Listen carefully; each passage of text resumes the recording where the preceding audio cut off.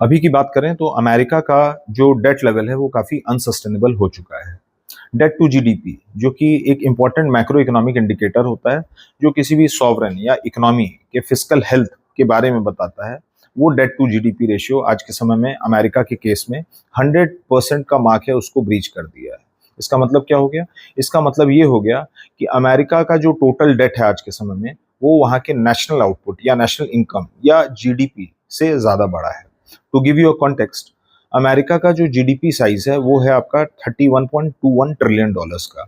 और अप्रैल 2026 में ये देखा गया कि जो टोटल डेट है अमेरिका का वो 31.26 ट्रिलियन डॉलर्स के आसपास हो चुका है। यानी अमेरिका का जो डेट है वो जीडीपी से ज़्यादा हो चुका है, और ये अराउंड 100.2% के आसपास है। जो ये debt over the period of time America अपनी इकोनॉमी पे इंकर किया है, इसकी जो डेट सर्विसिंग है, मतलब इंटरेस्ट पेमेंट जो है बस, उसका साइज 1 ट्रिलियन डॉलर के आसपास है। मतलब अमेरिका एक तरीके से कहिए जो ईएमआई या जो इंटरेस्ट पेमेंट दे रहा है इस पूरे कुमुलेटिव डेट पे, वो 1 ट्रिलियन डॉलर के आसपास का दे रहा है, जो कि अमेरिका के मिलिट्री एक्सपेंडिचर से भी ज्यादा है। अमेरिका का जो मिलिट्री एक्सपेंडिचर है वो 997 बिलियन डॉलर्स के आसपास है।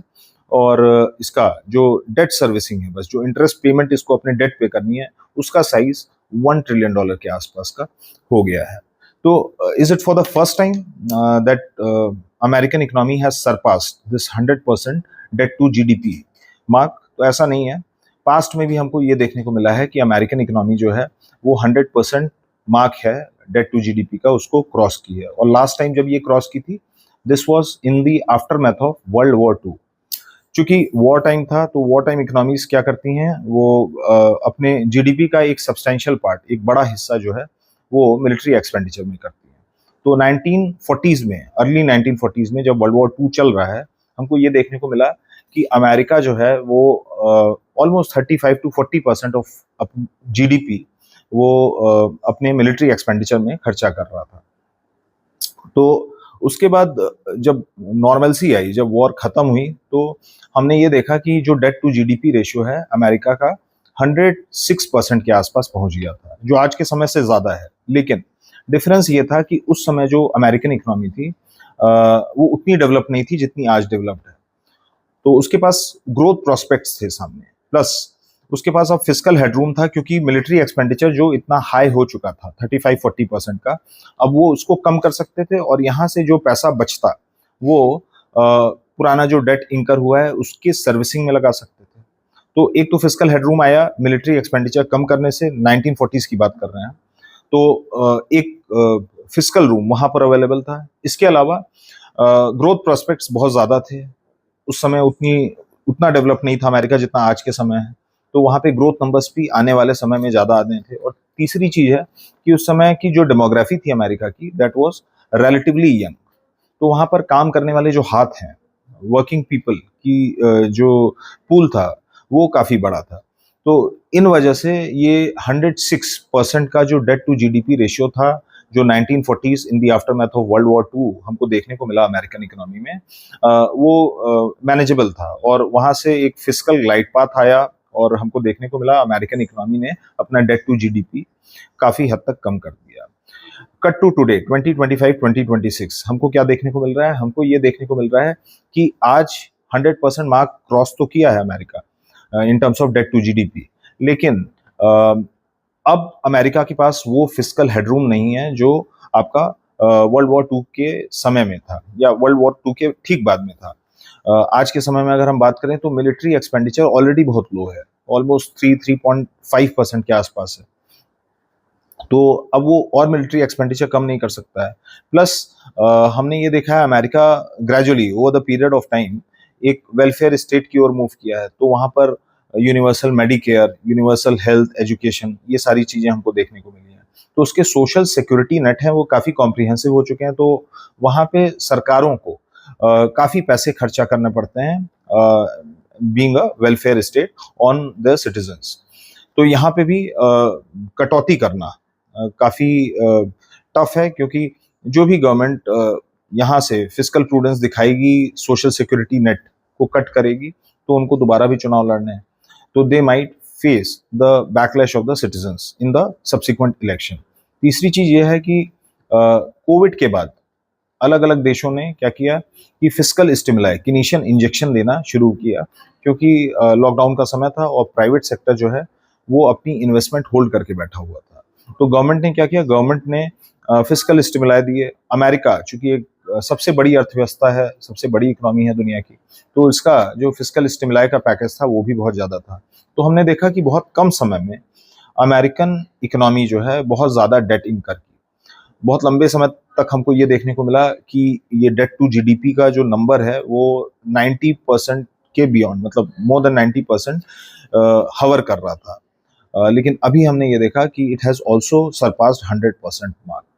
तो इस पूरे ऑर्डियल के क्या इम्प्लीकेशन होंगे, जो ये 100% डेट टू जीडीपी हमको देखने को मिल रहा है, इसके क्या प्रभाव पड़ेंगे, क्या इम्प्लीकेशंस होंगे। तो सबसे पहली चीज कि अब सरकार के पास डेट बहुत ज्यादा है और इस डेट को सरकार को सर्विस करना है, जो फिस्कल डेफिसिट्स हैं उसको भी कट डाउन करना है। तो इसके लिए जो अमेरिकन गवर्नमेंट है वो ओपन मार्केट से पैसे उठाएगी, वो ट्रेजरी बॉन्ड के माध्यम से उठा सकती है। तो ये क्या करेगा, ये क्राउडिंग आउट वाला फिनोमिना हमको देखने को मिल सकता है आने वाले समय में अमेरिकन इकोनॉमी में। क्राउडिंग आउट से होगा क्या कि जो लोनेबल फंड्स का पूल है अमेरिकन इकोनॉमी में, उसका एक सब्सटेंशियल पार्ट है वो अमेरिकन गवर्नमेंट कंज्यूम कर लेगी। तो ये लोनेबल पूल जो है आपका, फंड्स का पूल जो है वो काफी कम हो जाएगा, जिसकी वजह से जो प्राइवेट सेक्टर है उसके लिए लोन्स पे जो इंटरेस्ट रेट्स हैं वो काफी हाई हो जाएंगे। तो इसका सीधा असर हमको देखने को मिलेगा कि जो प्राइवेट सेक्टर की ओर से इन्वेस्टमेंट आती है वो अमेरिकन इकोनॉमी में आने वाले समय में कम हो सकती है। दूसरी चीज ये है क्योंकि अमेरिका जो है वो दुनिया की सबसे बड़ी अर्थव्यवस्था है और अमेरिकी करेंसी डॉलर जो है that is at the centre stage of the global economy. जो ग्लोबल ट्रांजेक्शन्स होते हैं वो प्राइमरीली यूएस डॉलर्स में होते हैं। तो अगर अमेरिकन इकोनॉमी कहीं ना कहीं वीक हो रही है तो इसका सीधा असर हमको डॉलर पे देखने को मिलेगा और सब्सिक्वेंटली जो ग्लोबल फाइनेंशियल आर्किटेक्चर है उस पर भी इसका नकारात्मक प्रभाव या नेगेटिव इम्पैक्ट देखने को मिलेगा। साथ ही साथ जब अमेरिकन गवर्नमेंट जो है वो ओपन मार्केट से ज़्यादा पैसे उठाएगी अपने डेट को सर्विस करने के लिए, इस लोन के इंटरेस्ट के रीपेमेंट के लिए, तो उसको और ज़्यादा इंटरेस्ट रेट्स अपने ट्रेजरी बॉन्ड्स पे बढ़ाने पड़ेंगे। तो जब भी ट्रेजरी बॉन्ड्स पे रेट्स बढ़ेंगे, क्योंकि ऑब्वियस सी बात है अमेरिकी गवर्नमेंट जो है वो क्या करेगी, ग्लोबल इन्वेस्टर्स को अगर अट्रैक्ट करना चाहती है ट्रेजरी बॉन्ड्स की ओर अपने, तो या अपने सॉवरेन बॉन्ड्स की ओर, तो उसको एक इंटरेस्ट रेट हाइक देना पड़ेगा कि ज़्यादा से ज़्यादा लोग जो हैं वो आपका अट्रैक्ट हो ट्रेजरी बॉन्ड के लिए। तो जो इंटरेस्ट रेट्स हैं अमेरिका में वो बढ़ेंगे ट्रेजरी बॉन्ड्स पे। तो इससे हमको ये देखने को मिलेगा जो इमर्जिंग इकोनॉमीज हैं जैसे इंडिया हो गया, ब्राज़ील हो गया, साउथ अफ्रीका हो गया, यहाँ पे जो एफआईआई का फ्लो होता था वो एफआईआई का फ्लो है वो डाइवर्ट हो जाएगा अमेरिकन इकोनॉमी के लिए। तो इसके सीधा प्रभाव जो है वो या सीधा इम्पैक्ट जो है वो हमको इमर्जिंग मार्केट्स में भी देखने को मिलेगा। So we also might see significant spill over on emerging markets. इसके अलावा कुछ जियोपॉलिटिकल रीजंस हैं। जियोपॉलिटिकल इम्पैक्ट्स क्या हो सकते हैं? जियोपॉलिटिकल इम्पैक्ट्स ये हो सकते हैं कि अभी तक हमने ये देखा कि जो ग्लोबल फाइनेंशियल आर्किटेक्चर है उसमें जो हेजेमोनी रही है वो अमेरिका की रही है। यूएस जो है वो ग्लोबल फाइनेंशियल आर्किटेक्चर को शेप अप करता है और ग्रेजुअली अगर डॉलर वीक हो रहा है या अमेरिका है वो एक सॉवरेन इकोनॉमिक क्राइसिस की ओर मूव कर रहा है, तो जो जियोपॉलिटिकल लेवरेज अमेरिका एंजॉय किया करता था उसमें कहीं ना कहीं एक डेंट पड़ेगा। और इसका नेगेटिव कॉनोटेशन क्या है? नेगेटिव कॉनोटेशन ये है कि जो चाइनीज इकोनॉमी है या चाइनीज गवर्नमेंट है वो अपना जियोपॉलिटिकल प्रेजेंस जो है वो बढ़ाएगी। ग्लोबल फाइनेंशियल आर्किटेक्चर में जो इंटरवेंशन है चाइनीज इकोनॉमी का या यूरोपियन यूनियन का वो बढ़ता दिखेगा आने वाले समय में। मतलब अमेरिकन इकोनॉमी अगर वीक हो रही है तो वो जो वैक्यूम बनेगा ग्लोबल फाइनेंशियल आर्किटेक्चर में उसको फिल करने के लिए, उसको भरने के लिए चाइना जो है वो आगे आ सकता है, यूरोपियन यूनियन है वो आगे आ सकता है।